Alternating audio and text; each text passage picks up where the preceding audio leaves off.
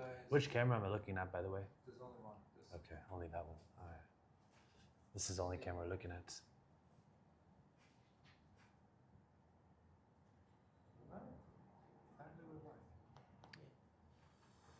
Let me see. If I refresh WAYOND. Oh, nice. Phew. This is live right now. This is so funny. That's funny. It's a little bit delayed. So, I'm just going to copy a link from here and post. Yeah, you can. Okay.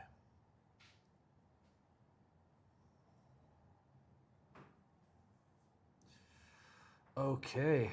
right. Let's post.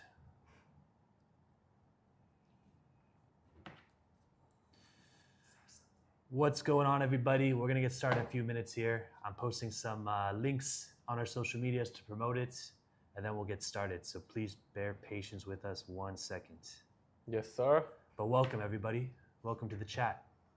This is our very first YouTube live stream in the studio. We're excited. And I'm going to introduce Bani. I'm just waiting for everybody to get in No, it's here. okay. It's okay. Yeah. All right, let me post.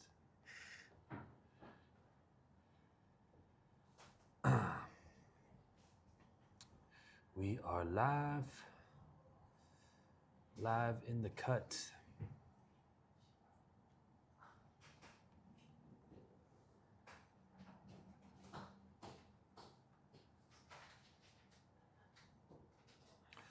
Welcome, welcome. We're gonna get started in a few minutes here.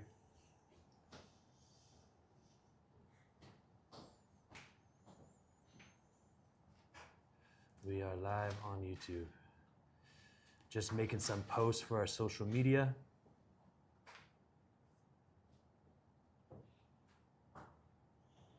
Okay. That's good.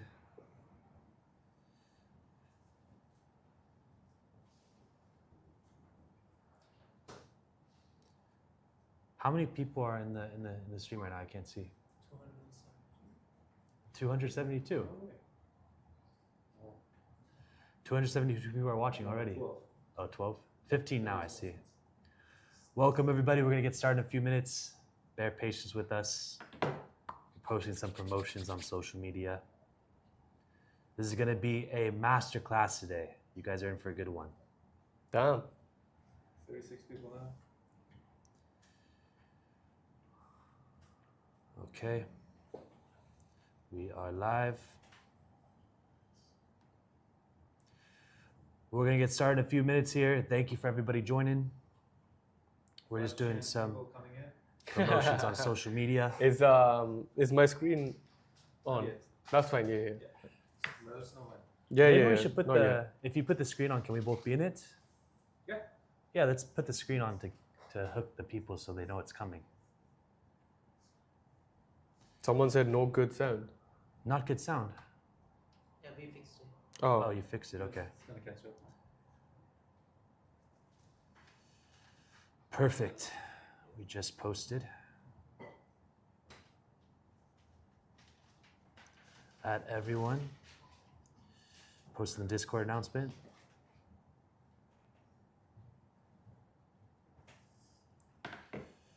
All right. 43 people. 43 people. Nice. Welcome, everybody. Let's check out the chat. Someone's saying in the chat we still can't hear you. Who can you? Bonnie, can you talk real quick? Hello. Is it both of us or is it just one of us? Is it just me? It's loud and Oh, clear? okay. Okay. Yeah. Mic test is good, chat. How's everyone doing today? Have you guys been taking any trades? Who's blown their account today? Who's blown their account? 50 people. Yeah. Epic, epic. L in the chat if you blew your account today. I got a W in the chat. I took one trade today. W. One trade on gold we shorted. And we took that dub, about 1.3 R. Sick. You taking any trades today? Well, I took it on Tuesday, but Okay. today the trade concluded. I lost. Okay. It's Ah, my you first lost. trade of the year. You lost your first trade of the year. Yeah, but this happened in 2025 as well. Okay. I lost my first trade of 2025. Damn. So maybe it's a running thing. Yeah. I just lose my first trade of the year. I mean, there's more opportunities, Oh yeah, but I'm not. the not payouts worried. the payouts don't lie. The payouts don't lie. The payouts We're don't gonna lie. show you guys. For you guys that don't know Trade Bani, I've known him for a while now here in Dubai, and this guy prints payouts. We're gonna show all his certificates on the stream when we get this started. And he's one of the best prop traders I know. He has one of the biggest prop trading communities, 5GM, and yeah, he's basically gonna go over his 2026 framework today. Mm-hmm. So if you guys want to succeed with prop firm trading, this is a perfect live stream to be Yes, sir. on. EU long, someone's saying. Yeah, that was my. EU swing buy is not looking good. Mm-hmm. Yeah. I mean, I guess we can get it started. We got 60 people in the stream. Mm. This is going to be pre-recorded anyway, so for those that tune in later, they can rewatch it on it. Yeah. Yeah. Let's get it going, okay? Yep. Let's get it going. And by the way, everybody who's watching, we will open up the floors to Q&As. We're going to let Bani kind of do his mini masterclass. Then after he's done, in the chat, you can drop your questions and then he will answer them. So let's get this going. Screen's looking good. Okay, welcome to the very first WAYOND live stream on YouTube. Today we got Trade Bani, also known as Taha Bani. Yep. He's been trading for 5+ years now? Yes. Yes. About 5+ years. He's 1.5 million in funded capital. Mm-hmm. He's max allocated with FTMO. Mhm. And he's been consistently making 5 figures a month from trading.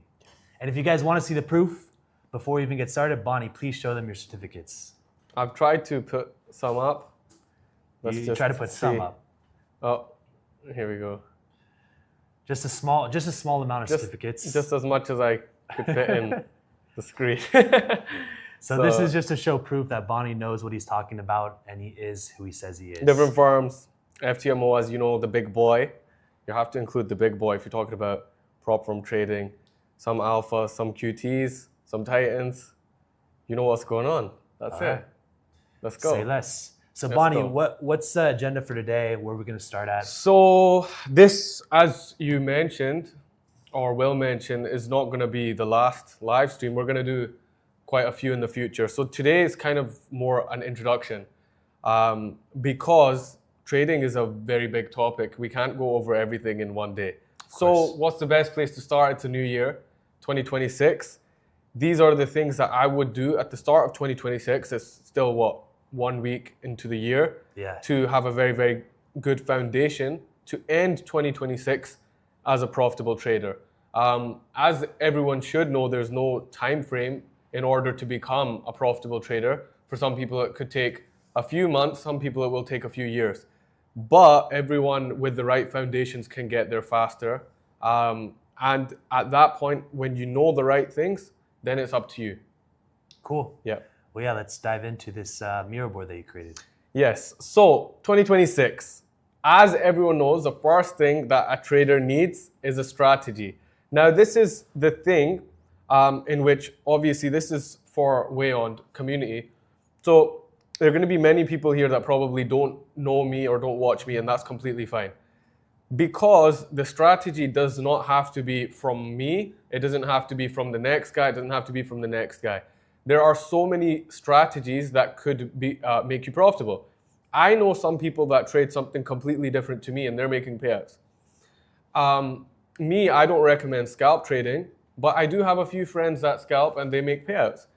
Similarly, I have some friends that are trading different pairs to me.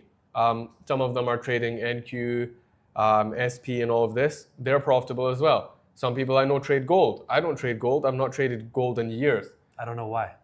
Because I hate it.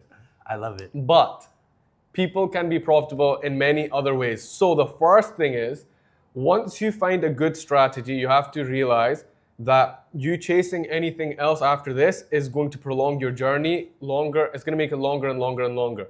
For me, one of the biggest mistakes that I made was always trying to perfect something over and over and over again. When I first started becoming profitable, years and years ago, I was actually swing trading. I was waiting a few days per trade. But again, we're all human. So I was constantly checking Twitter. I was constantly checking social media and different group chats at the time. And some people would be like trading 1 minute. Some people would be trading different pairs. Some people would be doing this. Then I started to think, if they can do it, I should be able to do it too. So I started overcomplicating my strategy. And then I went through a period where I was trying to basically trade everything. Every pair, every time frame, every this, every that. Someone is going to come to you and say, well, why don't you do this? This will work better if you add this. You get to a point where you know too much and you're looking at too much that it's very, very hard to even become profitable and look at one thing. So what took me to the next level was kind of making it basic and simple for myself again, and only looking at 2 pairs. And I even consider my 2 pairs as 1 pair because it's still just DXY, really. Okay? So that is the thing.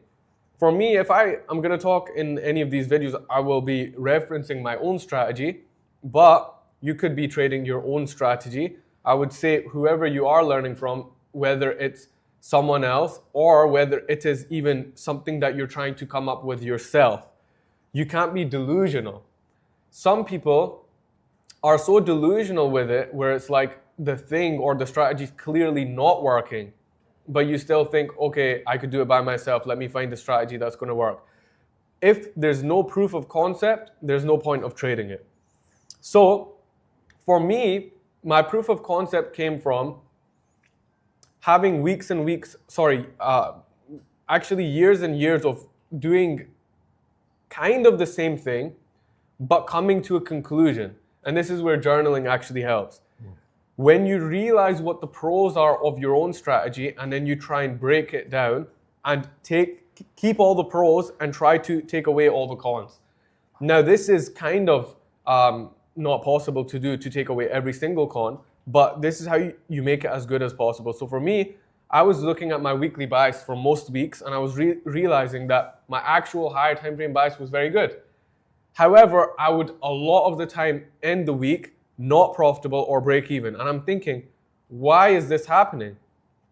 I'm looking at where I think the market is going to go at the start of the week, and most times at the end of the week, it ended where I thought it was going to be. So if I thought Euro was going to trade higher that week, it might have actually traded higher. But was it reflective of my actual result? A lot of the time it wasn't, and sometimes it was. So I realized that for me, my strategy, it became a lot more simple. If I'm thinking, if I was so good at predicting where the weekly would end, why don't I just trade the weekly to begin with? Because what some people will be doing, which was my common problem, so maybe you can relate to me on this, is you knew where Euro was going to go at the end of the week, and that might have been you thought it was going to go short. But on the 5 minute, you're taking a long. So instead of taking 15 losses before the weekly candle closes, just find what direction you think it's going to go in and trade it that way. That's a very, very brief example of what my strategy is. Same with the daily candle as well. If I think the daily candle is going to go higher or lower, I'm going to try and replicate that into one trade rather than, okay, we think the daily candle is going to go higher. Why don't I go in the 1 minute and take a long? I just feel like for me, this wasn't working. And of course, there are going to be people that say it works for them, and that's completely fine. I think strategy is number one, but the second thing that goes hand in hand with strategy, which everyone's trying to preach, is psychology is important, psychology is important. We know it is. But how can you have a strategy that contradicts the actual possibility of you being a human and actually having a good psychology? So, say on one hand, why don't we find a strategy that only allows me to take 3 trades a week, but you're on the 30-second time frame? It's impossible, because on the 30-second time frame, it is possible that I take multiple trades per hour. So if I'm going to say that for my own human nature, it's better for me to only take 1 or 2 trades a week or 3 trades a week max, then I have to replicate that with the time frame that I'm trading. So that's why strategy is number 1, psychology is number 2. If they are not together and you're just trying to delude yourself thinking that I've got really good psychology, so it doesn't matter if I'm trading the 1 minute. I'll just take one trade a day and step off. Now, what happens if your one trade in the day, you've been wicked out by a pip and you feel like, actually, maybe my bias is right. Let me get in again. And this can happen again and again and again. So before you know it, at the end of the week, you might have taken 10, 15 trades and you're climbing out a hole of drawdown. So as I mentioned at the start of the live stream, my first trade of the year was a loss. But the reason why this goes hand in hand with my strategy is because while I might take a loss with my bias being incorrect, there's a very, very good chance that I'm not taking 10 trades before my bias actually shows myself being wrong. I might take 1 or 2. However, the hole that traders get into is that the bias could be right or wrong, whatever it is. But before they have proof of this, they've taken 10 losses already. And this is chipping away at your psychology. It's chipping away at your confidence. The person that has hardly any confidence left by the end of the week, there might be the shot that finally comes and this one was going to win. But because your confidence has been chipped away, this might be the one trade that you don't take. So the trader should always be 1 or 2 or even 3 shots away from getting right back in.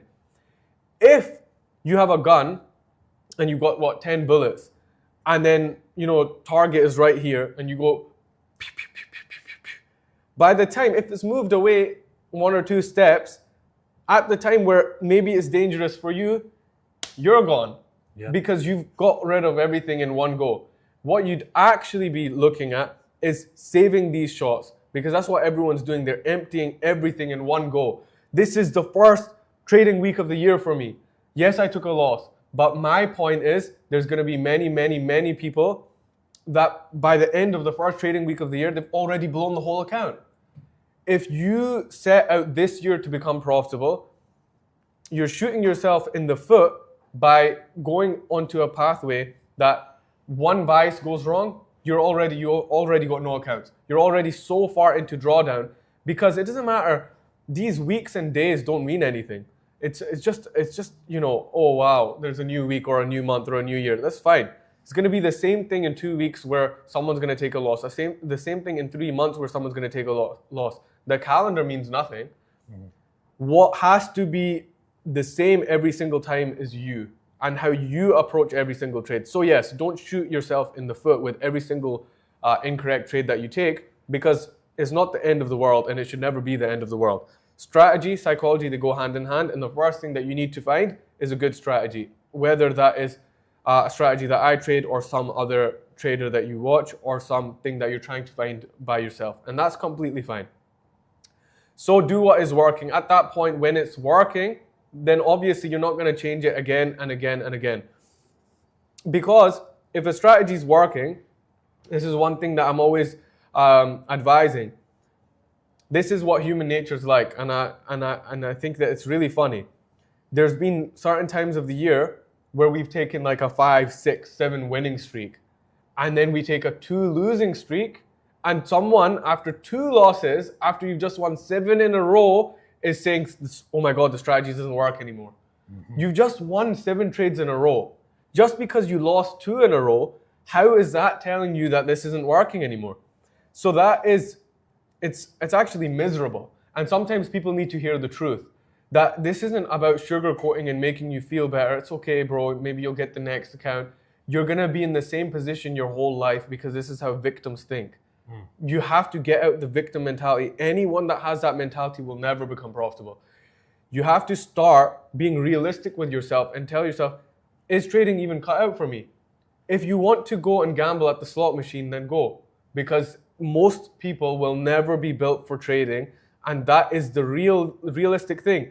The thing is, with trading, there's no barrier of entry. Anyone can do it, So you get these people that don't have the work ethic to even work a job. They're saying, I want to quit my job and start trading. Not going to happen. It's not about, I understand everyone has goals and aspirations, and that was me as well. I quit my job and I went fully in on trading. However, I had work ethic. It's just I seen a career in this. Some people don't see a career in this, but they just don't want to work a job. That's the type of person that doesn't care about actually finding something that works. They just want to do something that's not working because they don't have any work ethic. If you put that work ethic into trading, then maybe you will actually get somewhere. But do what is working. Don't deviate from a plan. You should know yourself if something's working. Some people are passing a whole phase 1, passing a whole phase 2, and then, they take their first loss. It's on a live account. So it doesn't work anymore. And then you blow the whole account. You have to go back to square one every single time. And it's actually quite upsetting to see some people's, you see it in real time. And the hypocritical thing with me, and probably any profitable trader, is we're going to give advice from things that we used to do ourselves anyway. I was that guy as well, that I didn't know what to do. I'll blow an account, I'll want to get back in, and I'll do it again and again. But that is why the advice comes from the heart, because we actually went through these things. And it's like a flashback watching people do that in real time. It's like, damn, I wish I could tell you exactly what to do, but I know even if you heard that advice, you're not going to do it anyway. Because for some people, they need to get burnt by the fire to realize that they shouldn't put their hand in the fire. School hard knocks. Exactly. So one thing that we can't teach people is experience, and you need to make mistakes to learn. So I do advise when someone's getting into trading, yes, back test, yes, forward test, but that's not going to take you too far, because back testing and forward testing is not a reflection of the live markets and how it actually feels to be in the market. I had a friend one time and he said to me, he was showing me his demo account, his trial account, and he was like, bro, I would have passed my account on this trade. And I seen the trade, and it was like, it bounced up and down and up and down and up and down, and it eventually hit TP. And it was like a trade that he'd held for days, and it went into drawdown, and went near TP, and it came back into drawdown. And I said to him, realistically, bro, I don't think that you would have actually passed on that in the live market, because on a demo account, you're not going to get the feeling of how it felt to be 4% up in profit, then 2% in drawdown, then back up, then back down. We, as humans, think that we can replicate that on a real account with real money, real emotions, but most people can't. At a point, experience will have taught you enough that you are able to do that. But for most people at the time when they're learning, they'll not be able to do that. So back test, forward test, but definitely as soon as you can, I would start getting into the live market. And that obviously comes down to how much someone has to invest. I would never recommend someone putting all of their savings into buying funded accounts. So obviously, if you have a job and you're spending a few $1,000s on buying multiple funded accounts, it's not good. Start off with a small funded account. Once you see that you can actually do it, then obviously you want to start scaling. So for me, this is the best way to scale. Now, obviously there's many people in different parts of the world, and how much they have to invest is going to really differ. So I don't want to talk from a pedestal where I'm assuming everyone can afford the same amount. But from most of my audience, I think that a lot of people are from the UK. So I will just talk about what a route is that I would recommend, assuming that someone can afford either 25 or 50Ks. So these, and if they can't, you just cut this in half, Exactly. 5K, 10Ks. They can do the exact same thing with a smaller scale, and they can end up in the same position anyway. And so that's the most important thing. The reason why I think 25 and 50Ks are the best size for someone that's scaling up is because, especially in the Western world, 5K is so cheap to the point that I think people are not even going to take it seriously. It feels like a demo account. So you buy a 5K or a 10K, you are already telling yourself, it doesn't matter if I blow this, I'll just buy another one. By the time you've bought 5, 10Ks, you could have bought a 50 anyway. But the 50, you might have taken it more seriously because you put more money in the line in one go. And this is just a basic lesson of finance in general. One thing I used to do when I was younger and I had less money was I'd keep buying cheap things, like earphones. So I'd buy these cheap, like £7, £8 earphones all the time, but they'd always break. They'd always break. Yeah. Then I realized at some point I could have actually bought a good pair of earphones, and they might have not broken like 7, 8 times if I just bought one that were maybe £50 instead. This is the thing with life. Whatever you invest is going to come back to you as long as you actually take care of it. And I think that people put more care into buying a bigger account than a 5K or a 10K. So many people will buy these 5K, 10Ks, constantly blow them again and again and again. And then it finally comes to the point and they're like, let me buy a 50K. But unfortunate truth is you could have bought a 50K at the start with all the 10Ks that you didn't care about. So that's one thing. And you might be wondering, I'm talking about, investing and caring for what you buy, but I've not put 100Ks here because, again, there's also a point where it might become a little bit too much for some people where it is a bit unrealistic. Okay, a 50K is like a good median point between something that is affordable, but you still have to pay a little bit for it. 100K is actually quite expensive for someone that's getting into trading, especially 200Ks, they're like $1,000. Someone that's got a job or might be studying or something, they might not be able to afford a 200K in one go. And at that point, that might be too much pressure because you need to be at this fine line in trading where you're not fearless because fearlessness could cause recklessness. But you should also not be scared because being too scared will cause you to make the wrong decisions. So if you can find the middle ground between not being completely scared and not being completely fearless, and just right in the middle of that, that's why I recommend 50Ks for someone starting out. Because 100Ks, 200Ks, you really want to pass. That's going to make you fail. 5Ks, you're not going to care about the outcome. That might also make you fail. The median point, 25, 50Ks. This is the point also where someone can start making payouts, and these payouts might actually mean something and will be able to help you to scale to the next point. So that's why I say the next step is 100Ks. And the reason I put real money here is because, in my opinion, this is where the real money is made. 50Ks, you can easily make, $1,000, $2,000, $3,000. If you make something like $5,000 on a 50K account, you need to make 10%. 10% on a 50K is, yes, on paper it's achievable, but people chasing numbers like that will probably also get wrecked at some point.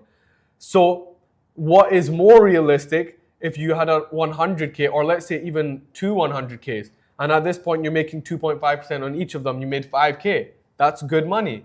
Much over more here, achievable too. Exactly. And over here on the 50K, you need to make 10%.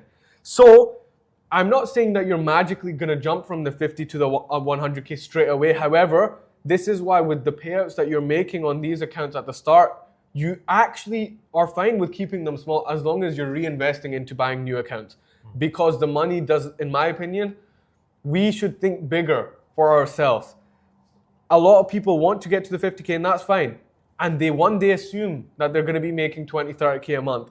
But you can't stay in dreamland unless you're making it happen. Save the money, buy a 100K or a few 100Ks. Once you start scaling up, that's when the money's going to come in. So you don't need to, dream about it, make it happen. Actually think about it.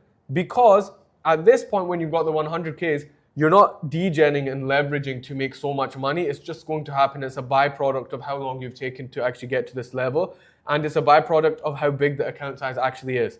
Over here with the 25 and 50Ks, if you're trying to make 100K money, you are over leveraging and you're making it harder for yourself. So as many people can say, yes, I can make 5K, 10K off of a 50K. And obviously we know that on paper, the math means that it is possible.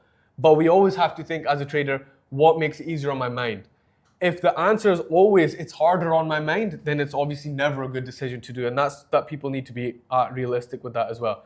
And that's where we get into the rotation model, which obviously we will do in depth again on the next live stream. But for now, as we'll do a brief explanation. It's a juice. Yes. Of making money with prop firms. So the rotation model is to say at this point, once you've got the 50s, you've got the 100s, what's the next step after that? A few 100s or a few 200s or whatever. Now you have the money, you're getting the payouts, and you're getting more and more funding. At this point, the rotation model is really here to keep you in the game and keep you making payouts every single month, regardless of losing trades here and there. As we know, people are going to lose here and there. And this isn't gamifying trading, but this is actually just the way that someone should think about their own portfolio, because instead of copy trading, you could be rotating. And for me, once you get to a certain point where you have so much funding, you are still copy trading, however, you're rotating whilst copy trading. So for me, I'm at the point where I'm putting a 200K, a 200K, a 100K onto one trade, but I still have $1 million funding left over to not put on that trade, where I then might put another 500K on the next trade. Whilst I'm doing this, I'm still taking the trades on my live account as well. So there's no end in trading, and people that think that there is an end in trading are not going to get to a point like this. So always keep your mind open and think that there's new opportunities that are going to happen. And there are many, many ways to make trading a sustainable career. If you are the type of person that wants to be a full-time trader, obviously, I actually do think full-time trading is very boring. So I would say that doing something on the side is necessary, whether that is doing something online, whether that is having a job. I know some of my friends that have jobs whilst they're being full-time traders. Well, not full-time trader because they've got a job, but they're making the money of a full-time trader whilst having a job, because it's good for your mind to be doing something else as well. But have a bigger mind, and there's so much money to be made in trading, and it all starts with going right back to the basics, and it has to start from somewhere. So people over here that are looking to get their first account, they're thinking, when am I ever going to make that type of money that these influencers are making? Unfortunately, most of the influencers that you think are making money aren't making money anyway. So think of your own journey, and you will get to that point, and just treat this like a business. As I said, I'm trying to be realistic here, where there's going to be so many people that fail this anyway. A lot of people, they'll tell you people are going to fail in trading. People know the statistics, but they jump into all of the problems at the first part anyway. So just be realistic with yourself. When you hear good advice or someone that's trying to help you, don't take it as an attack. Just take it as, actually, maybe this person has been where I've been or where I am.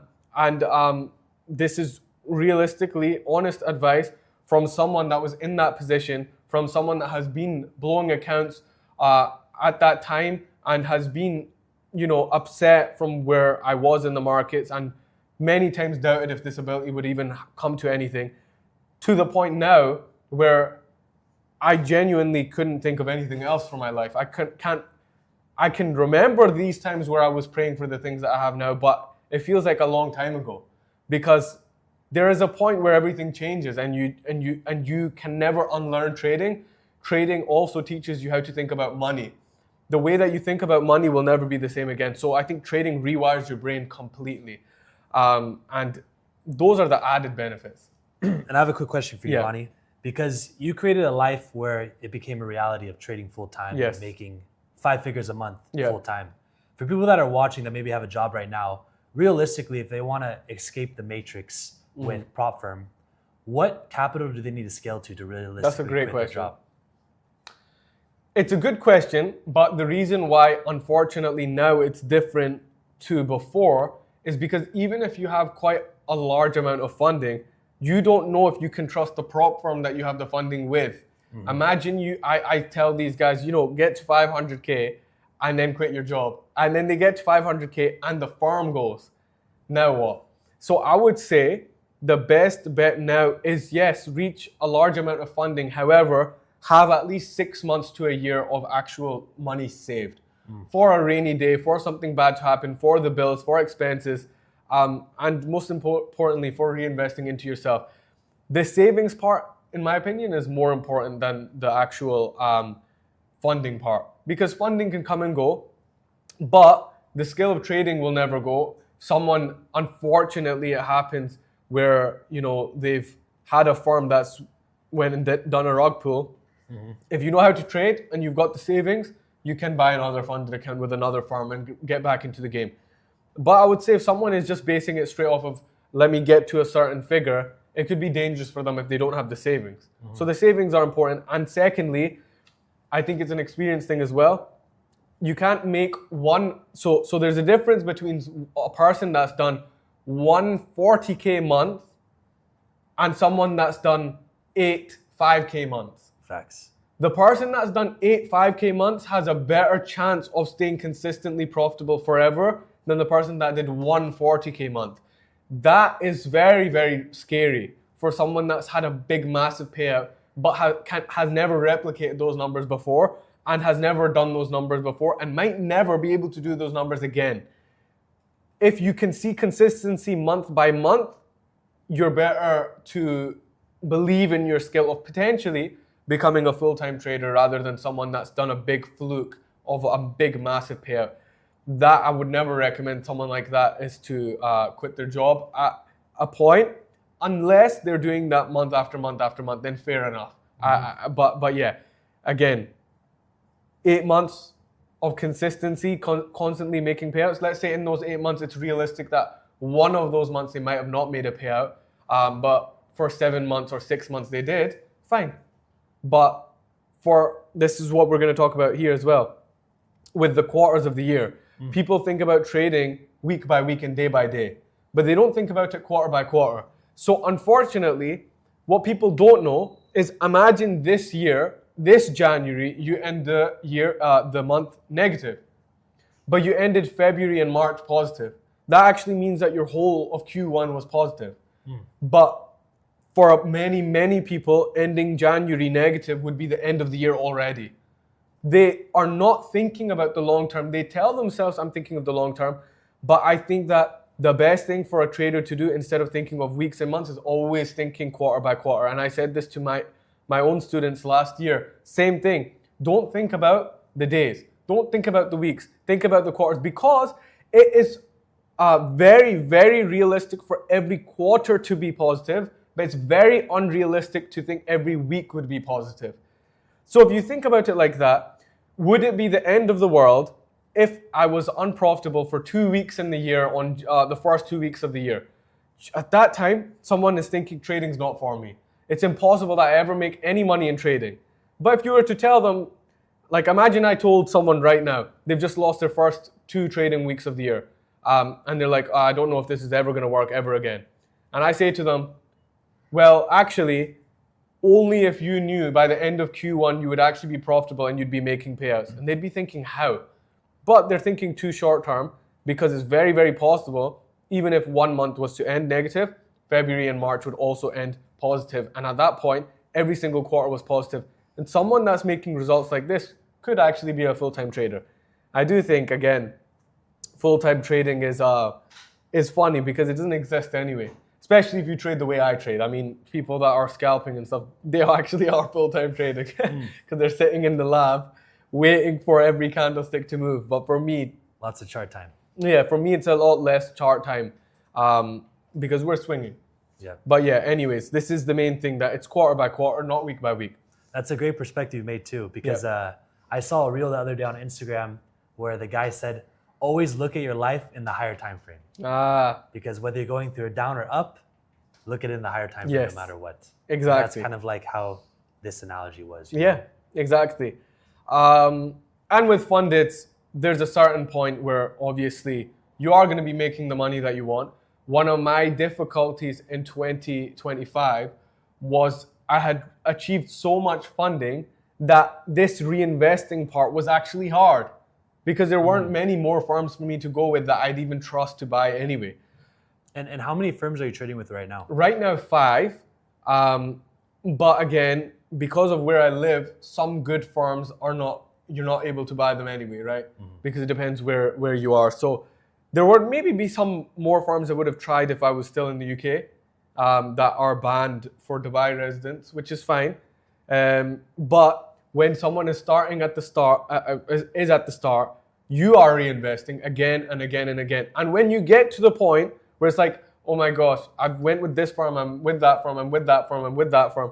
Then at that point, obviously, you've kind of reached a cap, which is when I really started going back into my live account again.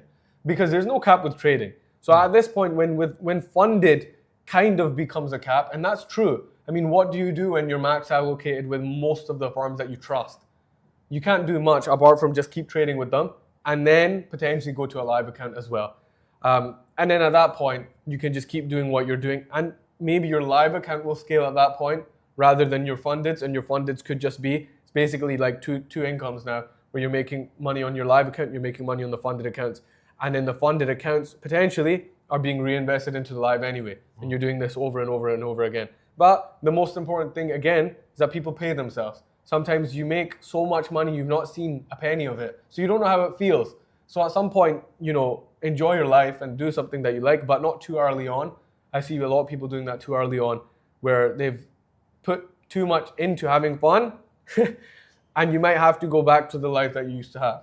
So save money as well, just for a rainy day, and this will help you to be a full-time trader. I know, like, the thing with full-time trading is, as people glorify it a lot, it's good, but obviously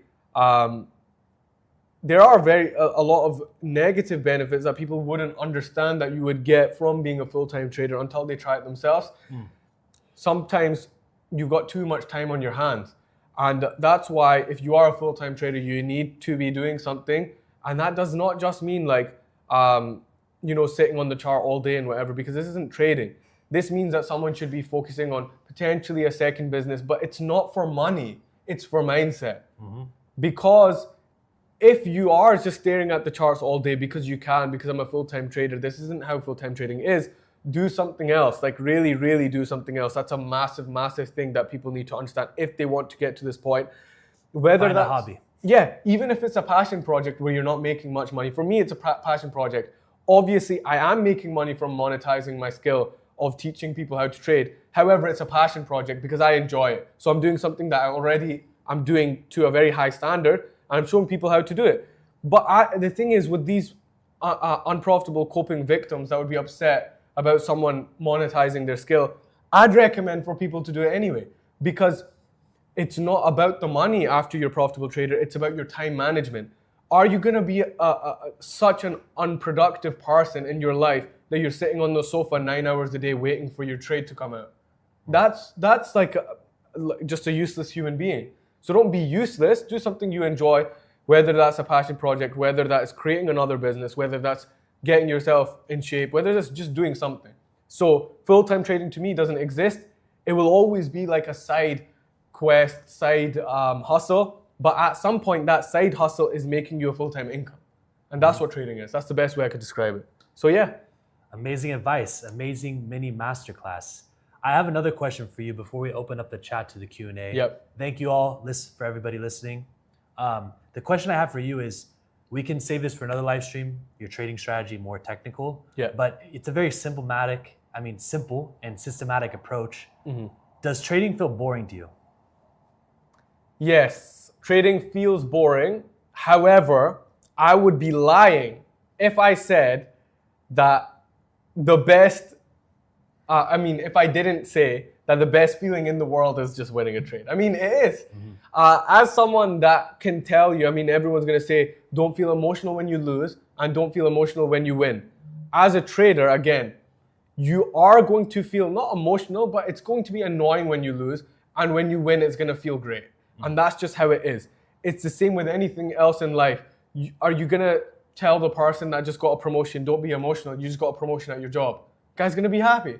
Same with trading. So I think the process is boring, but thinking of the future and the end goals and seeing them happen in real time, that will never be boring. Watching, yourself scaling up feels good. Watching yourself getting those payouts, it feels good. But the process itself should be boring, and your feelings should not affect the way that you manage the trades. The actual skill itself is boring, yeah. But I would never switch it for anything else. I just think that trading is the best thing ever. There's so many businesses where you have a business, but the cash flow is very different to trading. The ROI is a lot less. You could be the biggest boss, but you've got 10 people that you have to count on, and you're paying all of your staff. And this guy has to show up, this guy has to show up. Trading is you and the chart. There's nothing else involved. If you're in the condition that you should be in, and you're making the right decisions, nobody can throw you off your game. Everyone could be telling you that trade you're taking is about to lose, but it's between you and the charts. Imagine it wins, and you feel good.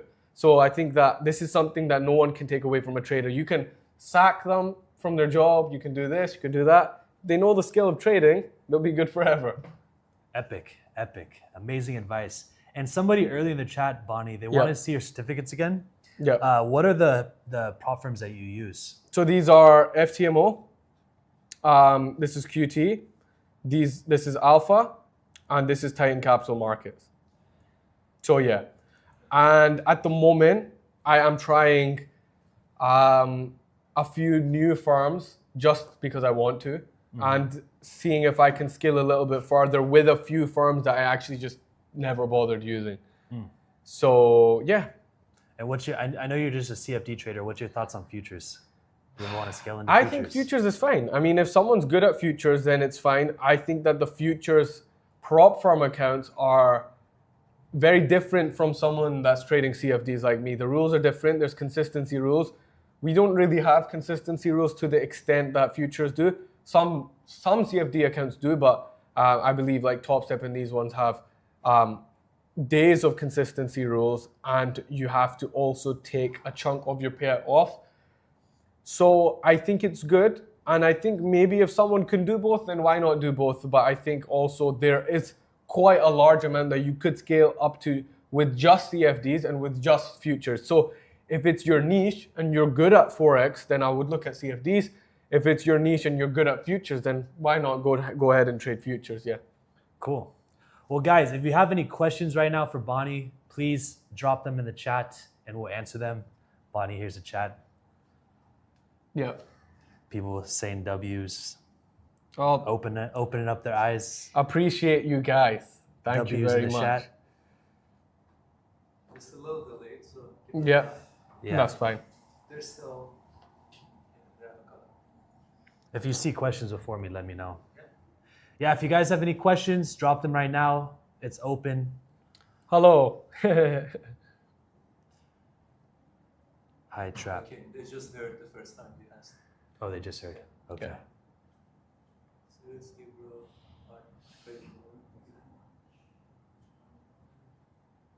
No problem, guys. I appreciate the comments, and ask anything that you want to know.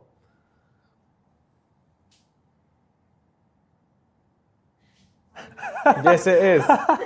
We do need to pray straight after this. Yes. Yeah, we'll give it a couple minutes. Yeah.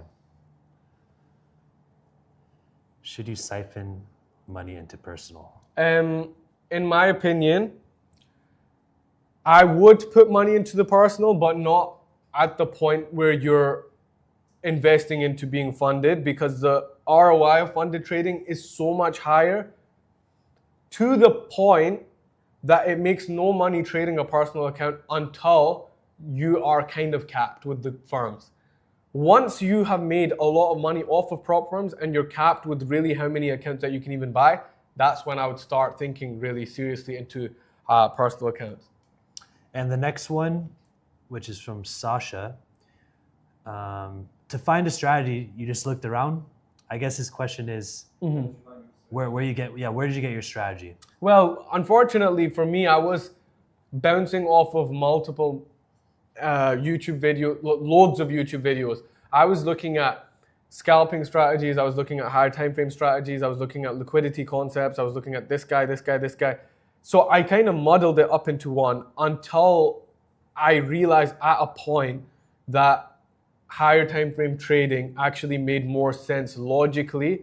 And that's when I started kind of using my own knowledge to create the model that I trade now. But there was a point I was very lost on looking at, I don't know what I should do now, because this guy's saying that scalping is really good. This guy's saying, why not trade Wyckoff? Why not trade supply and demand, trade order blocks? And I think that I got very confused, but I had a lot of knowledge because I just looked at so many different things. And then at a point, by looking at my own journal and looking at my higher time frame analysis, and by doing higher time frame analysis every single week, that's when I realized that actually it makes more sense for me to trade the way that I started trading that way. And then over time, it became more refinements and more refinements and more refinements.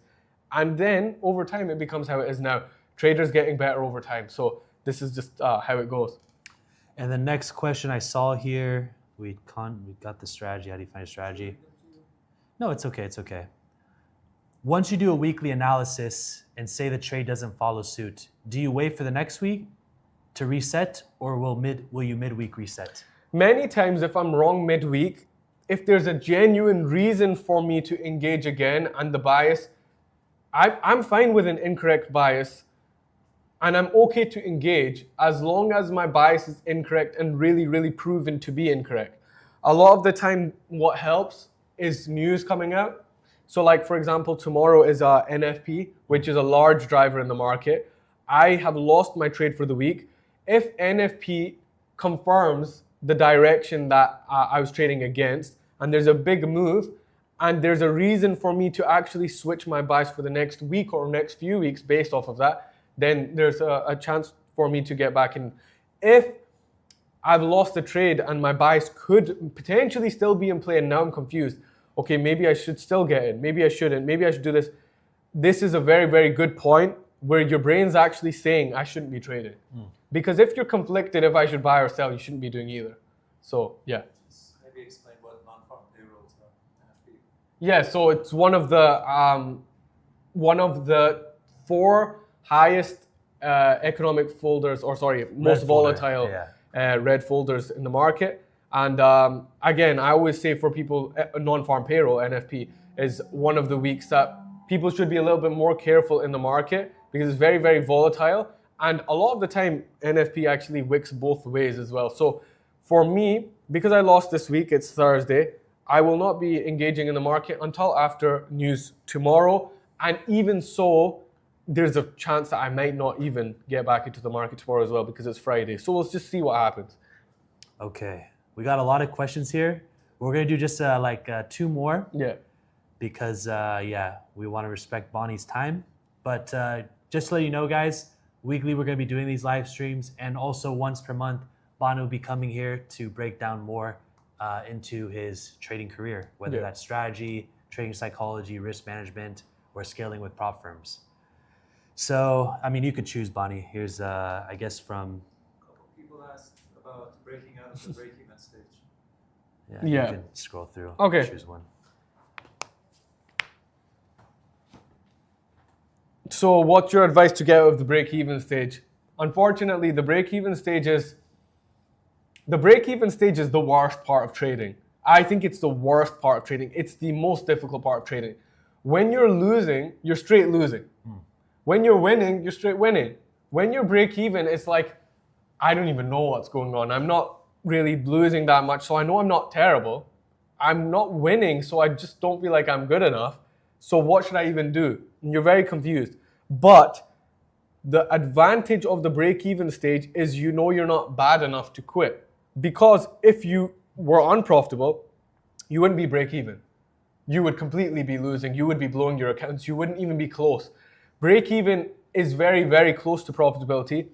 And it depends why someone's break-even. The first thing that they need to do is look at why am I actually break-even? And sometimes it's hard for you to figure out what's even going wrong. So if you can get to the conclusion and find the conclusion of why you're even break-even in the first place, and try your hardest to think logically and critically instead of emotionally, some people won't be able to, do the simple thing where it's like, okay, if we look at it, this is a day that I consistently lose on every single week, but I want to trade that day anyway.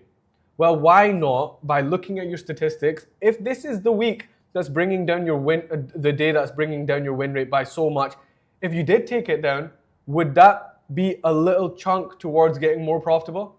Okay, I trade 5 pairs, but I'm noticing that 2 of them are the reason that I'm actually getting further and further and further. So every time I trade euro, I win. Well, not every time, but I'm consistent on euro. I'm consistent on GBP. But every time I trade gold, I wreck 2 trades worth of profit. So it's like, if you can see these patterns happening, it's like, okay, actually, so if I just keep trading EU, I keep trading GU, and I take gold away, because from my journal, gold is actually keeping me back, it's another chunk towards profitability. So you have to be realistic and you have to figure out why you're even in that position in the first place. Great answer. All right, let's do one more question here before we end the stream. You can select Bani. Yeah.